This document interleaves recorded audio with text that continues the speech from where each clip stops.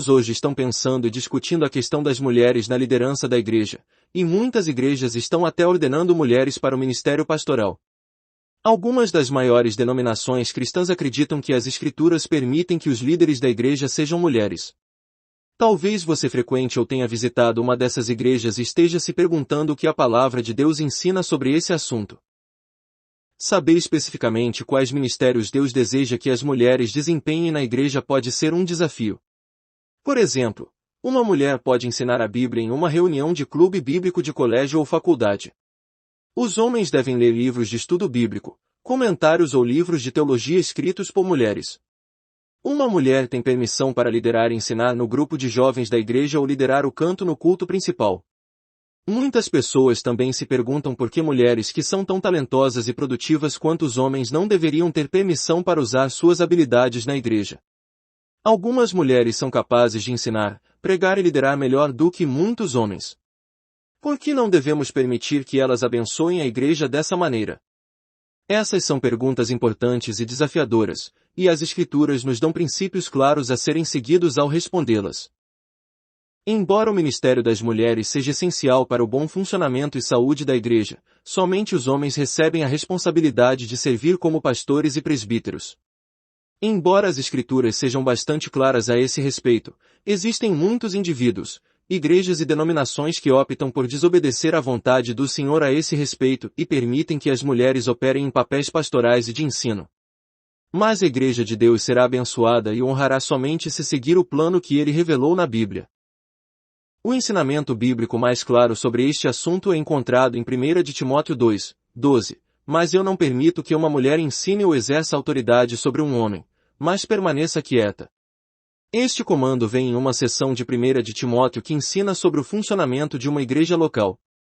Algumas pessoas acreditam que quando o apóstolo Paulo escreveu que uma mulher não deve ensinar ou exercer autoridade sobre um homem, ele estava se conformando com uma situação única na cidade de Éfeso ou com o sistema de valores culturais da época, mas esse não é o caso.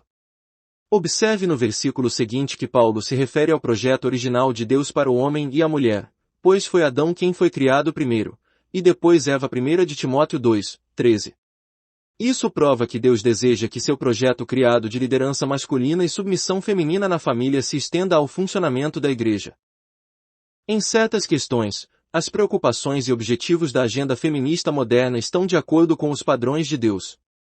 Por exemplo, eles concordam que as mulheres não devem ser discriminadas no local de trabalho, mas devem ter oportunidades iguais às dos homens. Eles também condenam com razão a violência contra as mulheres.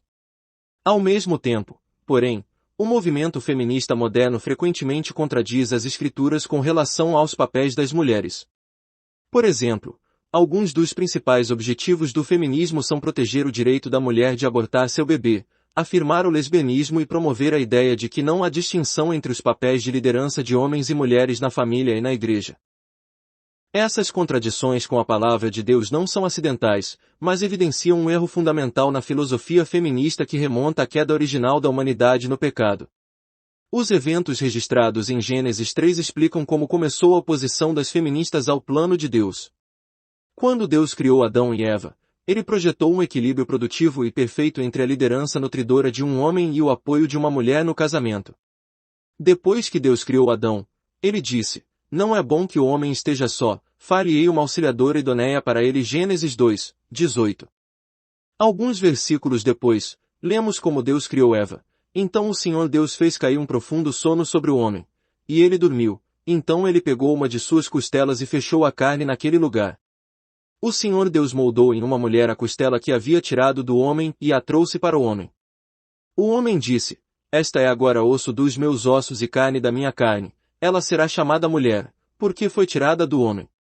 Por isso deixará o homem a seu pai e a sua mãe, e unir-se-á à sua mulher, e eles se tornarão uma só carne." Gênesis 2, 21, 24. Quando Adão e Eva pecaram, o plano perfeito de Deus foi pervertido pela depravação no coração de homens e mulheres. Adão pecou ao se afastar da autoridade de Deus quando comeu do fruto divinamente proibido, e Eva escolheu rejeitar a autoridade tanto de Adão quanto do Senhor. Uma das consequências de seu pecado foi a corrupção da relação complementar entre homem e mulher. Gênesis 3, 16 registra o que o Senhor disse a Eva: "Todavia, o teu desejo será para o teu marido, e ele te dominará. O desejo que Eva teria em relação a Adão não é um bom tipo de desejo, mas um desejo de conquistar ou vencer. Você pode ver isso em Gênesis 4, 7, onde a mesma palavra descreve o que o pecado faria a Caim. O pecado está à espreita à porta, e seu desejo é para você, mas você deve dominá-lo, ênfase adicionada.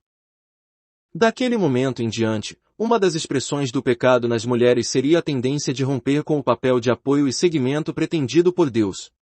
Ao mesmo tempo, a tendência pecaminosa dos homens seria negligenciar sua responsabilidade de amar e liderar suas esposas, dominando-as. O plano perfeito de Deus pode ser implementado e desfrutado em casamentos e igrejas somente quando os pecadores recebem um novo coração de humildade e obediência.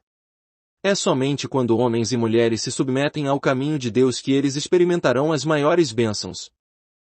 Os diferentes papéis de homens e mulheres no casamento e na igreja não devem nos levar a acreditar que haja qualquer tipo de desigualdade pessoal ou espiritual entre os gêneros. Na palavra de Deus, os princípios de igualdade de gênero e submissão da mulher existem lado a lado.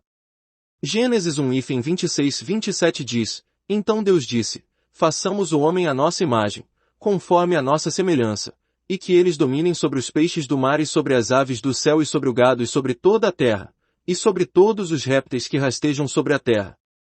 Deus criou o homem à sua imagem, a imagem de Deus o criou, homem e mulher os criou. Homens e mulheres são criados igualmente com uma semelhança com Deus. Eles compartilham o domínio sobre toda a criação e ambos são ordenados a governá-la.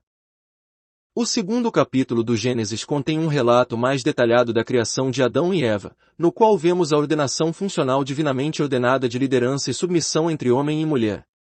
Adão foi criado primeiro, e Eva foi criada posteriormente para ser um complemento e ajudante para ele. É esta ordem de criação que Paulo menciona para apoiar a intenção de Deus para a liderança masculina na igreja, 1 de Timóteo 2, 13. Esta é a razão pela qual os papéis de pastores e presbíteros são limitados aos homens na igreja.